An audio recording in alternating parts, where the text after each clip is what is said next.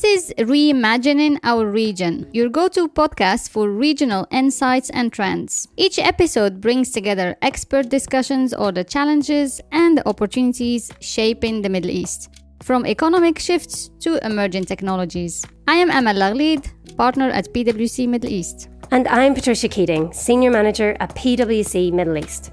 We'll explore how businesses in the Middle East are adapting to remain competitive, focusing on business model reinvention, sustainable growth, and the transformation needed to thrive in an evolving landscape.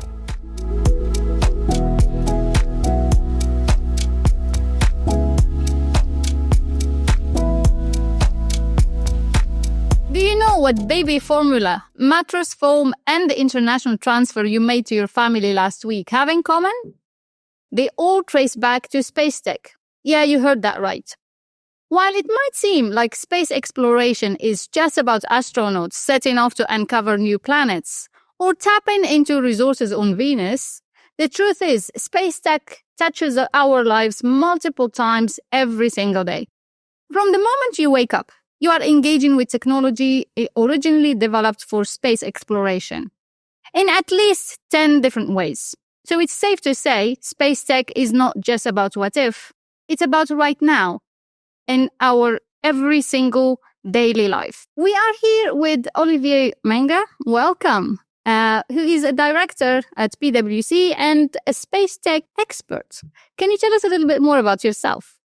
Thanks for having me, Amal. Nice being with you. Director with PwC, and we are trying to develop the SpaceTech practice for the PwC Middle East firm.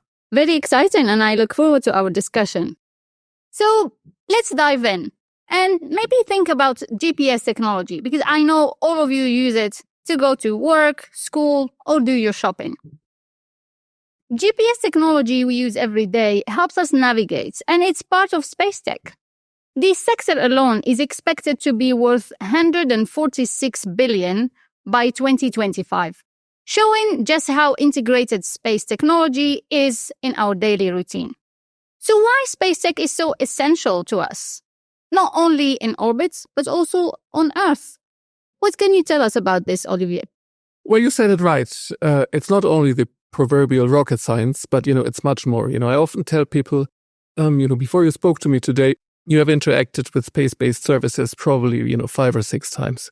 You get your news in the morning, which are broadcast or communicated through space infrastructure, satellites, basically. You get your weather report, you order your taxi or maybe your lunch. So there are so many different services that rely on space infrastructure today that we don't realize. And, as you say, these constitute big industries and are very relevant to our daily lives without us, sometimes knowing and being, conscious about it. Yeah, that's really interesting, actually. So every single person we know will be using SpaceTech in some shape or form. 100%. And I think the other point that is important is that there are a lot of side effects of space industries, right? So, it all starts with the big exploration missions, that we all know about from the Hollywood movies, etc. You know about Apollo, and you know about the space shuttle in the 80s and 90s. But all these industries have created, spillover effects into technology that we're all benefiting from today. And you gave a few examples in your introduction when you started. Yeah, and actually, the last movie I watched was about the Apollo mission. So, that's a really nice coincidence. Let's talk a little bit about success and failure, actually, when it comes to SpaceTech. So we have seen that, while SpaceTech is a huge part of our daily lives, we have seen that it's not always like an easy journey to success. Sometimes we talk about success, sometimes about failure, and sometimes about successful failure. What can you tell us about that? So maybe SpaceTech isn't different from other technology. Rapid iteration, failing and, redoing things is important to basically achieve that excellency and that progress that we want to do. What is, I guess, different about SpaceTech, especially when you speak about explorations and about, discovering and trying out new things, is the importance of redundancy. So, very important is to have, failover options, when you really send, expensive equipment or maybe even human beings into space. And we know those examples again from Hollywood, where the Apollo mission is basically failing and, is brought back, using different technologies and different attempts. Building on those redundancy principles that were built into the engineering approach in the first place. That's really interesting. And as we say in aviation, actually, every landing you come out of walking, that's a good landing. So I guess that we can learn a lot from the mistakes, and we can come back stronger next time. And then the next one hopefully will be a successful mission. Oliver, we can't actually talk about SpaceTech without mentioning the latest experience by Elon Musk. That attracted a lot of media attention, so maybe describe it a little bit for us. That was out of this world. Indeed, it was named one of the biggest engineering feats, that mankind has achieved. This was the, I think, 5th integrated test flight of his heavy launcher vehicle. It's called Starship. It's the biggest rocket that was ever designed, and they are doing exactly what we just spoke about. They are rapidly testing and trying out this rocket. The big innovation that Elon Musk is striving for is rapid reusability of the engine. When you remember, those old missions, the rocket basically was dispensed, it fell into the ocean, it was a one-off only. It's one-off, yeah. Now, we're speaking about reusability. So the booster rocket basically comes back to the same place. The idea is to refurbish it in a very rapid time and reuse it, within days or even hours, almost like an airplane again. So Elon Musk is comparing now space flight to aviation and saying we need to have that same basically rapid cadence that we see with planes. It's a long way to go, but setting these ambitions very high and rapidly iterating, he's achieving quite a lot, and much more than some of the traditional players. The challenges that Boeing, for example, have are not only in the aviation, but also, in the space sector. Mm-hmm. They're just not keeping pace, with that innovative power that is in that incremental approach. Yeah, and that's actually very exciting because it's a huge game changer, because it will reduce the cost massively, and it means that it will make space more accessible to everybody. So staying with game changers, what are the game changers in the SpaceTech as you see them? Yeah, I think we spoke about them. So reusability, massive cost reduction. So, today bringing a payload into space is a fraction of what it was, in the 1980s on the space shuttle. So things become much more affordable. You see also smaller nations now being interested in having maybe their own communication satellites or starting exploration missions. So cost reduction, reusability is extremely important. Also, the electronics get smaller and smaller. So you have a trend to smaller satellites, smaller launch vehicles, or basically, on one launch vehicle, you have a much larger load of, payload that you can use. Yeah, right. Well, so let's bring it to the Middle East. I mean, we've made the tour of the globe, and we talked about Elon Musk, which is always very interesting. But the Middle East actually has some catching up to do over the last 50 years, looking at, how other countries have been making progress in the space tech area. What can you tell us about the space tech in the Middle East? In the past, only the big nations like the United States, the Soviet Union, China maybe, were able to afford large missions. Now, with the cost reduction that we spoke about, any country can really, join that space race and become a spacefaring nation. And we see some of the countries in the region leading that catch-up effort. For example, the UAE, with the Mohammed bin Rashid Space Center and the UAE Space Agency, all the missions they have launched in the last couple of years. So we see, a lot of interesting activity in the region. Also in Saudi Arabia, we're expecting the space strategy to be approved basically every day.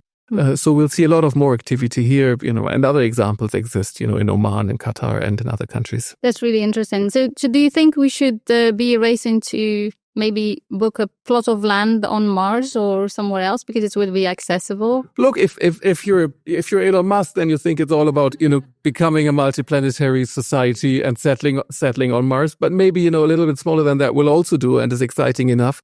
So there are plenty of opportunities that are basically built around the services that we discussed before: communication, broadcasting, Earth observation, positioning, the GPS aspect. There's also the scientific aspect. The UAE is part of the Artemis program and is actually developing a key component of the Moon Gateway, as it's called. So there are a lot of opportunities, for those countries to basically push the boundaries of exploration and knowledge and engineering. And, the economies around that benefiting from that. And there's also sustainability. I'm passionate about sustainability. And I see actually I observe with passion how SpaceTech could help us monitor air quality, marine quality, and in real time, and make progress in the sustainability space as well. And this is where AI data, and the infrastructure that we build basically in orbit come together. So it's sustainability for sure. There are many other use cases also where, the imagery, the sensoring of our Earth's surface basically give so many new use cases. That could be disaster management, that could be, crowd control, sustainability, crop, vegetation. So there are so many different use cases that all depend on that infrastructure. And with resolution, both like the metric resolution, but also the temporal resolution. So how many pictures do you have in a given period of time? Becoming, bigger and bigger. The applications are kind of, there are very many applications that we can use. Yeah, that sounds really exciting. And I guess, from what I hear, there are a lot of, opportunities for cross-pollination between different industries, and making the most of space tech. Yeah, I mean, we see this across technology. Space tech is one aspect, but, all these things basically influence each other. And, just the microchip, that is in every watch, phone, iPad today, is something that was popularized, during the Apollo mission in the 1960s. So, we benefit from this, as a society, as economies, and as human beings, really. Thank you very much, Oliver. That was a really interesting perspective on Elon Musk's project. I'm not going to ask you about his plan as part of the US administration and cutting the cost of expenditures, for the government. But I would like to ask you actually about the role of the private sector and what role can it play actually in advancing the space tech? Look, before I come to the private sector, space is one of the few areas, where international collaboration is still working, to a larger extent than maybe in other areas. The International Space Station is the only place, I think, where the US and Russia are still collaborating. So there's also an opportunity in government collaboration on space topics. The private sector is very important. First of all, those services that we discussed, become increasingly, viable commercially, right? So there's a commercial interest, and where there's a commercial opportunity, you will have startups, you will have business who go after those markets. We have important players in the UAE, for example. There is the recent creation of Space 42, which is a merger of two entities that have existed for many years. Yahsat, which is a communication satellite organization, and by Anat, who is doing Earth observation, GIS, and imagery. So bringing these together, combining AI again with space tech data, is a very interesting commercial opportunity. And a very similar development we see in Saudi Arabia, which pursues kind of, a similar product portfolio. And we'll see, some interesting competition in the region. I'm sure others are also eyeing that sector and are not, will follow suit. Okay, so innovation, investment, actually, like going into the sector will be one of the game changers. But you talked about collaboration. You talked also about competition. So is it collaboration versus competition? Which one should we encourage? So traditionally, space is about collaboration, right? It's a multinational effort. So you have the European Space Agency, you have the US collaborations with other countries. But there is a new aspect maybe. As those services, positioning, communication, broadcasting become more and more important and maybe critical, the space infrastructure becomes critical national infrastructure. And then you have an important question, who am I going to share this with? Who am I going to, let in on my infrastructure? Do I need my own, or can I use, the infrastructure of another one? GPS is a US infrastructure.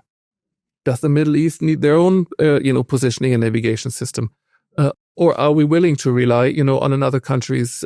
So there are very important, national security questions really involved.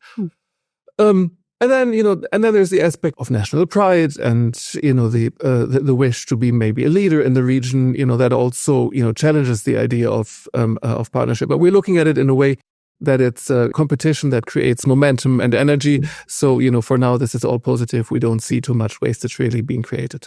So is this a diplomatic way of saying sometimes collaboration, sometimes competition? Oh yeah, absolutely. And I'm not in a position to answer that question, right? I mean, these are extremely difficult questions, when they involve national security, when they involve, national infrastructure.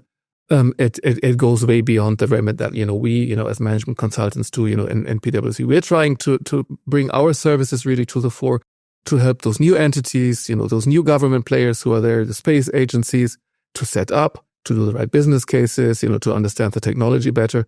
And I think this is where we can add value, and we need to leave, the diplomatic issues, to other experts. That was an unfair question, so that's fair enough.